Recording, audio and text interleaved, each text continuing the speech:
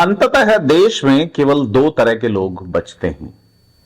एक वे जिनकी जेबें होती हैं और दूसरे वे जो जेब कतरे होते हैं।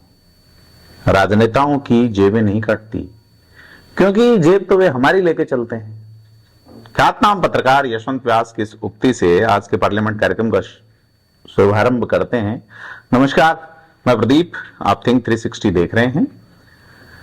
जालोर सिरोही लोकसभा सीट पे प्रियंका गांधी की बड़ी सभा हुई है।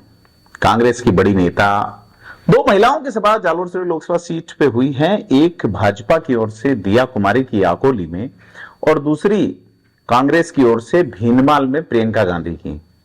2008 विधानसभा चुनाव में जालोर में था। नवंबर महीने में राहुल गांधी की सभा होती है तत्कालीन विधायक समरजीत सिंह के समर्थन में। समरजीत सिंह का कहना रहा कि मैं इस रैली के चक्कर में ही हार गया, ऑफ द रिकॉर्ड, लेकिन चीजें रिकॉर्ड पे आनी ही चाहिए। खास करके बाद में 18 में भी समरजीत सिंह के यहां रैली करने का कहा गया, लेकिन उन्होंने फिर इसे जालोर शिफ्ट करवाया, क्योंकि भीनमाल सेंटर में पड़ता है जालोर रोड सिरोही के। वहां जालोर लोकसभा टच होती है, रेवदर लग जाती है, सिरोही, रानीबाड़ा, सांचौर, ये आसपास। इसलिए यहां से एक मैसेज स्प्रेड और पब्लिक कनेक्टिविटी अच्छी होती है। इसलिए कांग्रेस अगर अपनी बड़ी सभाएं करती है तो भीनमाल को प्रेफरेंस देती है। अशोक गहलोत ने प्रियंका गांधी को सभा के लिए इसलिए चुना कि एक तो प्रियंका गांधी की सभा के बाद में रील्स और मीम्स नहीं बनते, दूसरा वो जो बोलती हैं उसका अपना एक अंदाज, तरीका और प्रभावोत्पादक सिस्टम है, जो कि खास करके महिलाओं में बड़ा प्रभाव डालता है। यूपी की प्रभारी रहते वक्त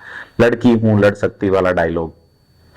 तो SC ST वोट बैंक को लुभाने के लिए आज की सभा में बाबा साहब अंबेडकर की जयंती थी, तो उनका जो है वो उनकी तस्वीर के आगे पूजा अर्चना करके कार्यक्रम की शुरुआत की गई।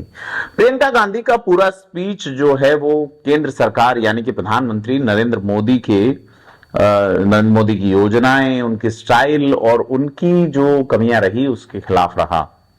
प्रत्याशी वैभव गहलोत को लेकर उन्होंने अपील जरूर की, लेकिन उनकी स्पेसिफिक अगर कोई चीज होती तो नजर नहीं आई।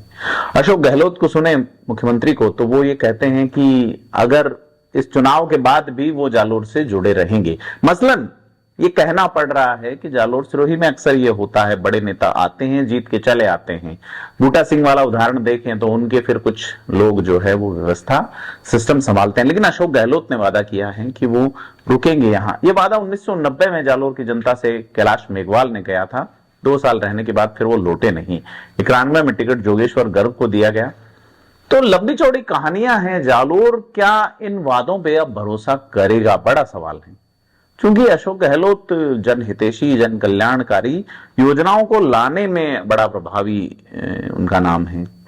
खूब योजनाएं लाए हैं वो। इंप्लीमेंटेशन की ओर जाएंगे तो फिर अलग चीजें होंगी, लेकिन खास करके जालोर सिरोही लोकसभा सीट पे अब मारवाड़ की पूरी पॉलिटिक्स का केंद्र टिका हुआ है।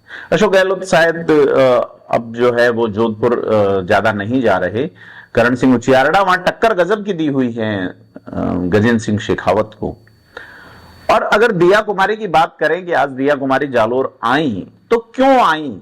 क्योंकि एक प्रोपेगेंडा रचा गया है खास करके कि एक समाज विशेष ने वैभव गहलोत को समर्थन दे दिया है। उसमें कांग्रेस के लोग हैं, खुशवीर सिंह जोजावर जो कि निर्दलीय विधायक थे पिछली बार, इस बार फिर से कांग्रेस से टिकट पाए हैं। वो कुछ लोगों की ओर से वही हाथ में जल लेके जाति वगैरह, ये वजह है। गुजरात में पुरुषोत्तम रूपाला द्वारा भाजपा के खिलाफ दिया गया बयान। राजपूतों ने कोशिश करके बसपा से यहां एक प्रत्याशी अपना खड़ा किया, लेकिन वो प्रत्याशी कांग्रेस की गोद में जाके बैठ गए। और ऐसे में राजपूत जो है अब वो उस स्थिति में है कि कांग्रेस के साथ कि अगर हमारा प्रत्याशी चला गया तो क्या हम पूरा समाज का वोट बैंक ही उस प्रत्याशी के साथ अटैच हो गया। ये बड़ी बात है, देखने वाली बात है।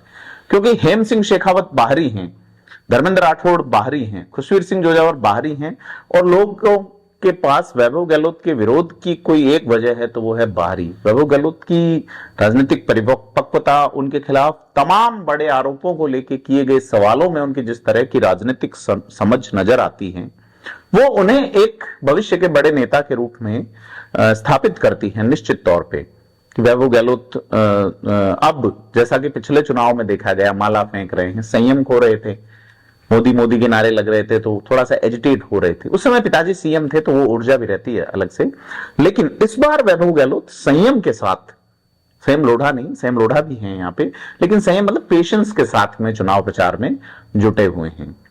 अब चूंकि राजपूतों वाला जो ये विरोध दिखा है फील्ड पे कतिपय ही सही, तो फिर दिया कुमारी को लाया गया, अकोली में सभा करवाई गई, फिर जालोर में राजपूतों का एक सम्मेलन करवाया गया जिसे समाला नारायण सिंह देवल जो कि लोकसभा के प्रभारी हैं और दीप सिंह धनानी जो कि भाजपा के बड़े नेता हैं, यहाँ श्रवण सिंह राठौड़ भी देखे गए जो उनका स्पीच भी रहा। उन्होंने दिया कुमारी के पिता स्वर्गीय महावीर चक्र विजेता भवानी सिंह का भी उल्लेख किया।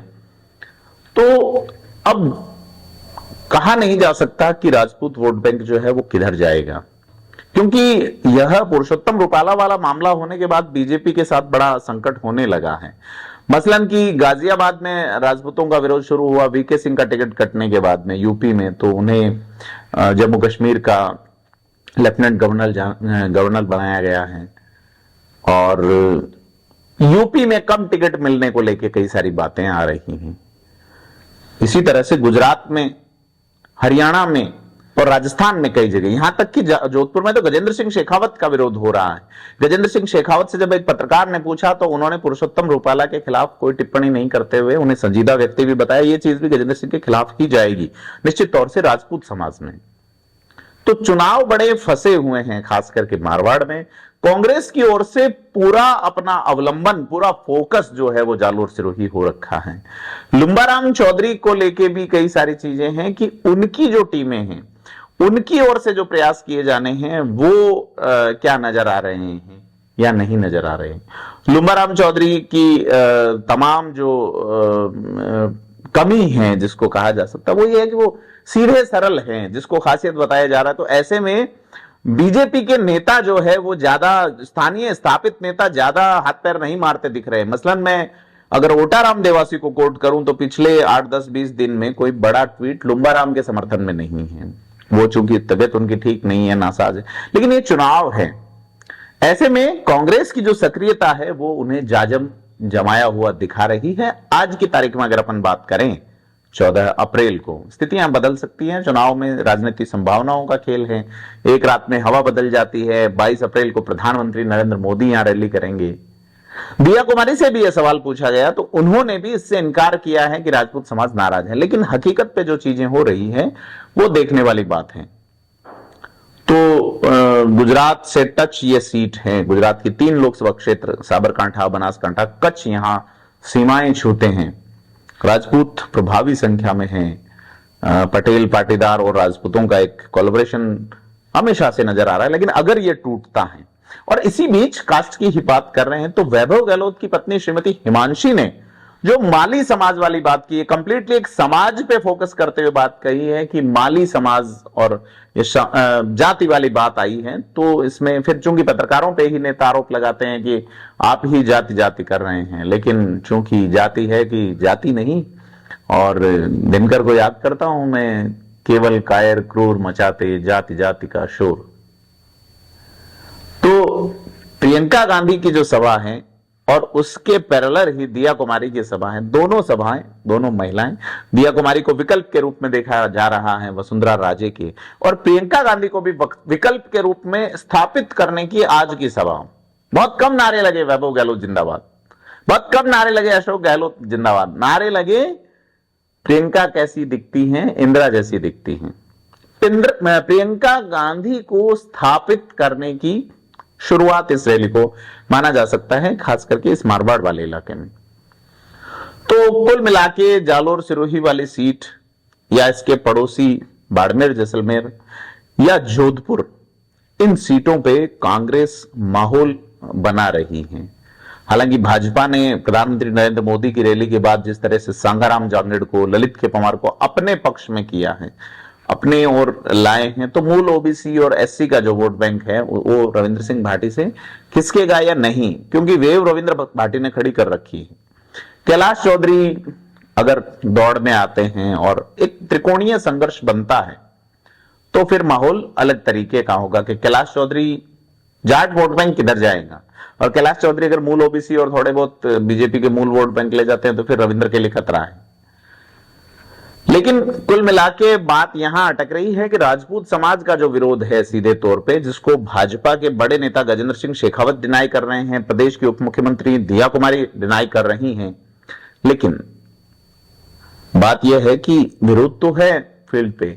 राजपूतों का विरोध यह है आम बनाम खास वाला। 3 टिकट लोकसभा में है, उसमें से 2 पूर्व राज परिवारों को है।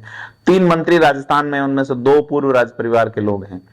तो जो संख्या जिनकी बहुसंख्यक हैं, जो ईडब्ल्यूएस में आ रहे लोग हैं, वो लोग कह रहे हैं हमारे मुद्दों का क्या, हमारे विषयों का क्या, हमारे पॉइंट्स का क्या। तो विरोध यह है। दूसरा, अपमानजनक टिप्पणी पुरुषोत्तम रूपाला की ओर से किए जाने के बाद माहौल बिगड़ता चला जा रहा है, बिगड़ता चला गया है। तो क्या बीजेपी का मूल वोट बैंक उसके साथ रहेगा या इतर जाएगा, देखने वाली बात होगी। क्योंकि खास करके झुंझुनू में जिस तरीके से प्रत्याशी शुभकरण चौधरी का कमेंट आया, उसके बाद में राजपूतों ने एक सम्मेलन करके समर्थन दिया है ब्रजेंद्र ओला को। यशवर्धन सिंह शेखावत की उसमें बड़ी भूमिका रही है। तो कांग्रेस इस चीज को भुना रही है कि ये जो बीजेपी का मूल वोट बैंक है, यह जो बीजेपी का धुर वोट बैंक माना जाता है कि बीजेपी को ये जो जाति है सीधा बीजेपी के लिए या बीजेपी के द्वारा ही चलती है, वो अब छिटक रही है। और कास्ट पे पूरा इलेक्शन चल रहा है निश्चित तौर पे।